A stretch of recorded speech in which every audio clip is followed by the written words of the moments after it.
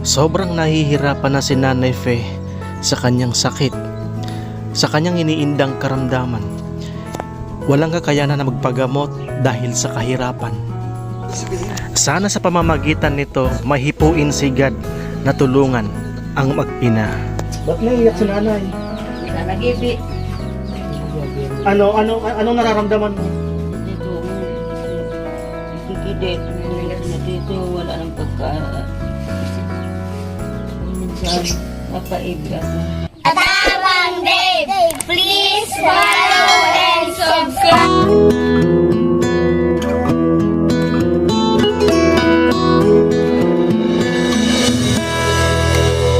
Namang makapagpalang araw mga kababayan.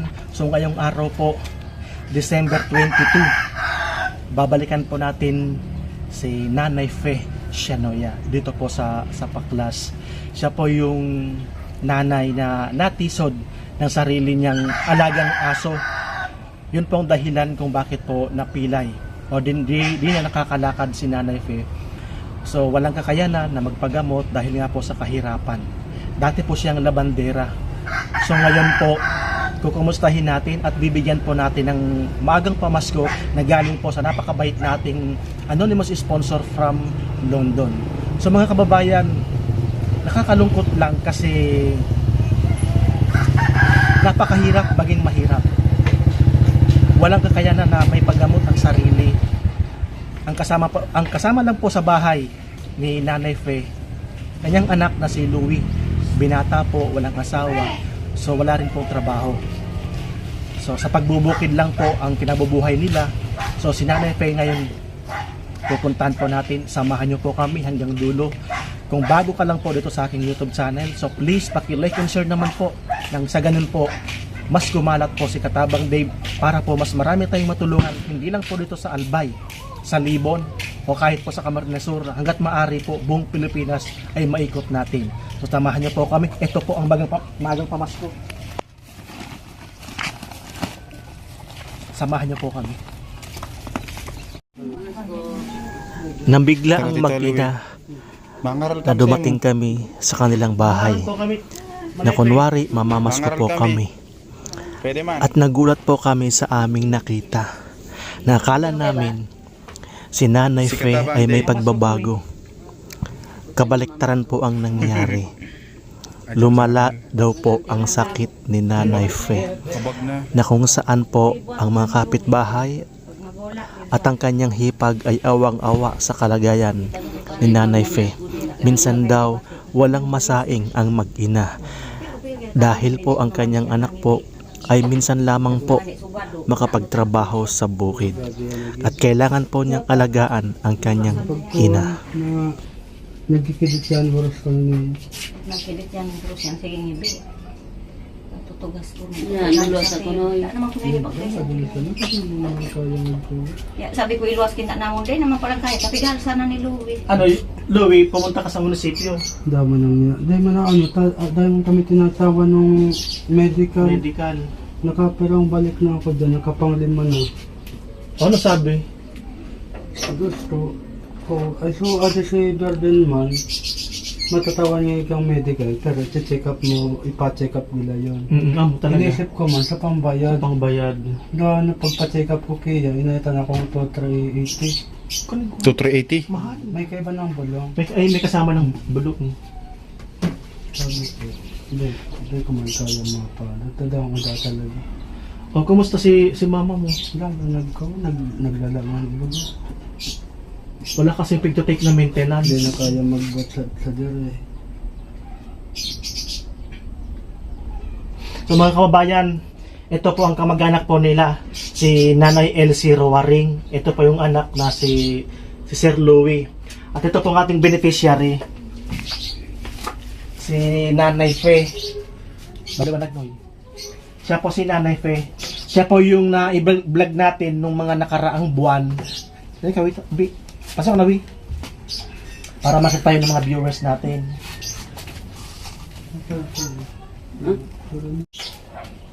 So mga kababayan, ito ngayon ang kalagayan ni Nanay Fe. Sabi po ng kamag-anak at saka ng anak, para daw pong lumalala si Nanay Fe. Di na po nakakatayo, binubuhat na lang po ng anak na si Kuya Louie.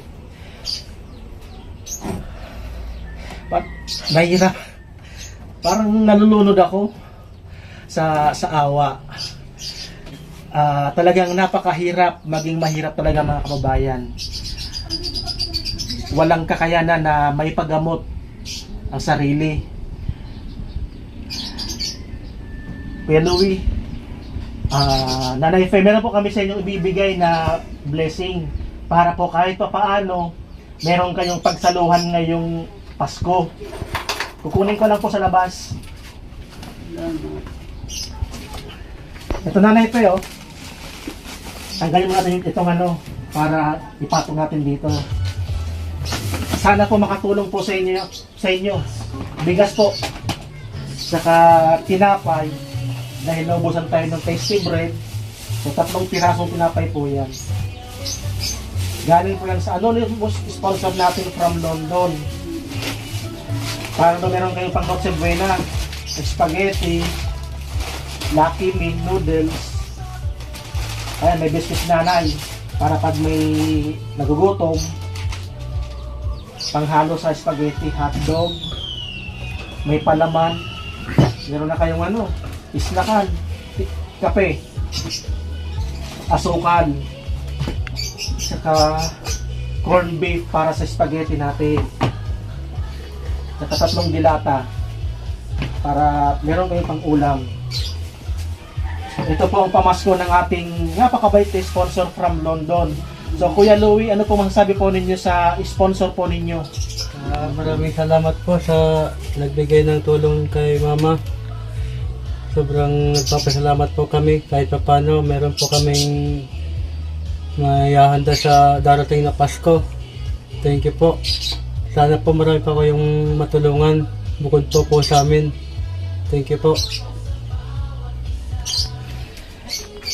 So mga kababayan, parang nalulunod ako kasi nakikita ko yung sitwasyon nila. Gusto ko po silang tulungan, kaso si Katabang Dave po ay isa rin pong naghihirap kasi di pa naman po kami tulad ng mga kilalang vlogger na may budget para po sa mga ganitong mga pagkakataon. So kaya po kami nagpupursige na sa aming trabaho, sa aming mga ginagawa para po pag kami pinalad sa aming mga ginagawa, sa aming mga pagbablog, mas marami po kami matutulungan. Hindi lang po dito sa Albay. Lalo po sa mga katulad po ni Nanay. Gusto po namin na makatulong sa kanila. Yun nga lang po, nakadepende pa po kami sa mga sponsors, sa mga anonymous namin, sa mga sponsor namin, na kaibigan sa ibang bansa, at dito po sa Pilipinas, ganun din. Sana po sa nakakilala po kay Nanay Fe, ay mabigyan natin ng pansin kahit man lang po ngayong Pasko, kahit man lang po pambili ng gamot, kasi po di na po nakakalakad, buhat po ng matisod ng sariling alagang aso. So yun po hanggang ngayon.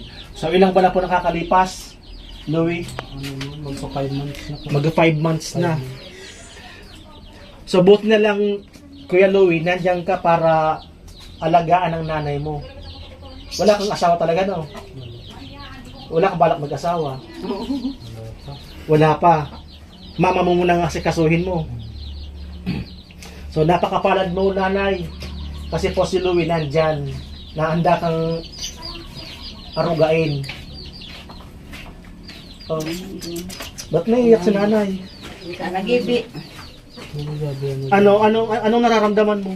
Dito, ikikidit. Dito na dito, wala nang pagka... minsan, napaibi ako. Masakit?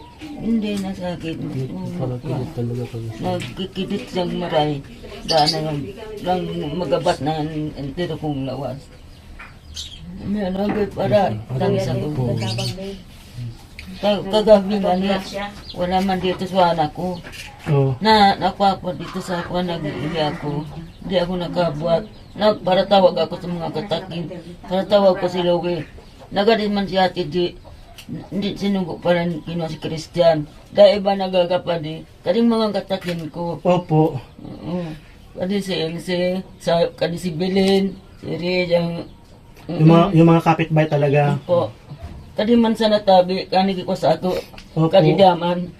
Ang Diyos mabalas kang nagaka sa ako. Agapan man ako ni kaning siwigin ko. Kasi po nanay, pinapakabuti mong tao. Ganyan po, pag mabuting tao, mga kapitbahay mo, lahat kasundo mo, patunay lamang po na isa kang mabait na kaibigan, mabait na kapitbahay. Lalo po ang kamag-anak mo po, si Nanay Elsie. Talagang handang sumaklolo sa'yo. Oo, si Elsie. Kung minsan nagariman, si Bibi. Sinong baby? Minsan, ito. Mga kaibigan mo. Po. Kagad kadi si Belen, kani tindang pamilya. So, good nun, so magngod, si asang Opo. motor. May nagakos ako, ikitandaan ko nagakos ako. Wala kang gamot, pinag-ininom? Wala man ako pinag-inom ng gamot. Kaya gusto ko makababasan ako sa ambulan, kababasan kan kamatyan ko. Takon minsan, sir, daan na yung pagkaisig mo, nagkikidit. Kung minsan, ang pinag-ibiyaan ko. Kagabi nga, inabutan ako ni Ate G. Dapa ako ati, kasi Louie, sa luwas, kagumaninuko ko, nasugo. Pagabot niya, inalsa ko niya. So ngayon po mga kababayan, meron po ako ditong galing po sa sponsor natin na si Ma'am Relby. Dito ko na lamang po ibibigay para po may panggamot po si Nanay Fe. Nagiging ano tayo ngayon kasi ano po sila, kakilala ko po si Nanay Fe. Isa po siyang labandera, lagi ko po siya nakita na naglalakad. So ngayon po, dahil po sa kabutihan po ng ating sponsor din na kaibigan sa ating puso, si Ma'am Relby. Ma'am Relby, dito ko na lang po ibibigay kay Nanay Fe ang binigay niyo pong 500 para meron pong panggamot si Nanay Fe. May mabili man lang na gamot kasi po ang hinaing po niya, sumasakit ang kanyang tiyan, tumitigas pababa. So wala na raw pong pakiramdam kapag po inaatake. So may ako bibigay na 500. Sana makabili ka ng gamot. Sa mga nakakilala po kay Nanay Fe, sana po matulungan po natin yung mga nakakaluwag po dyan. Sana po bigyan po natin ng tulong kahit man lang po pangbili ng gamot. Galing po ito kay Ma'am Relby from Hong Kong. Ibili niyo po ng gamot. Salamat, salamat. Yan. Maagang pamasko para sa'yo. Ito naman po galing po to sa Anonymous from London. Bale po pang Noche Buena. Yung cash po galing po kay Ma'am Relby from Hong Kong naman po yun. Isa pong kaibigan ni Katabang Dave sa YouTube, sa Team Puso Family po. Ano, Louie? Baka gusto mo magpasalamat ulit sa sponsor kay Ma'am Relby from Hong Kong. Maraming salamat po sa binigay niyo pong cash. Malaking tulong na po ito sa amin sa pambili ng gamot ng mama ko. Sana marami pa kayo pong ibang matulungan bukod po sa amin. Maraming salamat po. Mga kababayan, ito po ang sumisilip-silip na kamag-anak po ni Nanay Fe. Siya po si Manay Elsie Rowaring dito po sa Paklas. So, kaibigan po natin si Sir Judy kapitbahay po. Sila po yung kapag wala po yung anak, nangangailangan ng tulong para buhatin si Nanay Fe, sila po yung mga nandito para umalalay. Ngayon po ito po si Nanay Elsie, kamag-anak po ni Nanay Fe, ng dating asawa. Siya po yung lagi nandito para bisitahin ang kanyang hipag, lalo po pag wala si Louie. Kasi kailangan din po ni Louie na magtrabaho, maghanap buhay para po sa kanilang mag-ina. So ito po si Nanay Elsie. So ngayon Nanay Elsie, kumusta po ang kalagayan ni Nanay Hindi Faye. ako nagkasyak.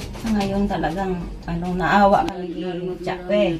Chape talaga tawag ko sa kanya kahit noon pa. Naawa talaga ako kasi walang tumutulong dito sa kanya. Si Louie kung minsan nawala kaya ako lang palagi pumupunta. Minsan hinihilot ko yung paa niya kasi nangangalay daw. Sabi ko nga dapat hindi palaging apak sa semento. Sabi ko kasi namamaga nga. Hinihilot ko yan, pumupunta ako, dinadala ko yung panghilot ko sa kanya. Kaya lang, yung sabi ko nga si Louie, sana mapagamot ko si mama mo. Ay, ang problema nga, walang pera. Walang pera. Wala naman anya kaming kapera-pera. Naglalabada lang si mama niya.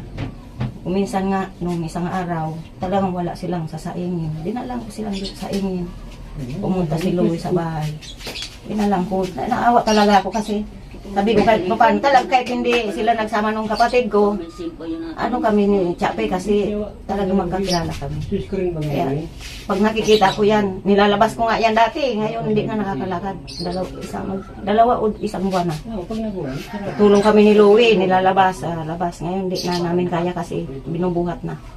Kaya sana, kaya nga lumapit ako sa iyo, Opo. Kuya Dave, para ikaw ang daan para matulungan si Louie. Si Chape, ang kalagayan niya. So mga kababayan, di ba, napakalaki ng puso ni Nanay Elsie na sa kabila po ng kanyang kahirapan po, naghirap din po sila, pero nagbabahagi po sila kung ano po ang meron sa kanila.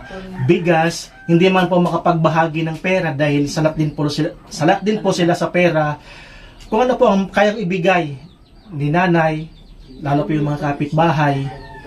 So isa pong patunay na kapag nagtanim ka ng mabuti sa kapwa mo, aanihin mo rin yan balang araw. So muli po mga kababayan, maraming salamat po. Ate, Nanay, maraming salamat po. Sa mga sponsors po ni Katabang Dave, maraming salamat sa Anonymous natin.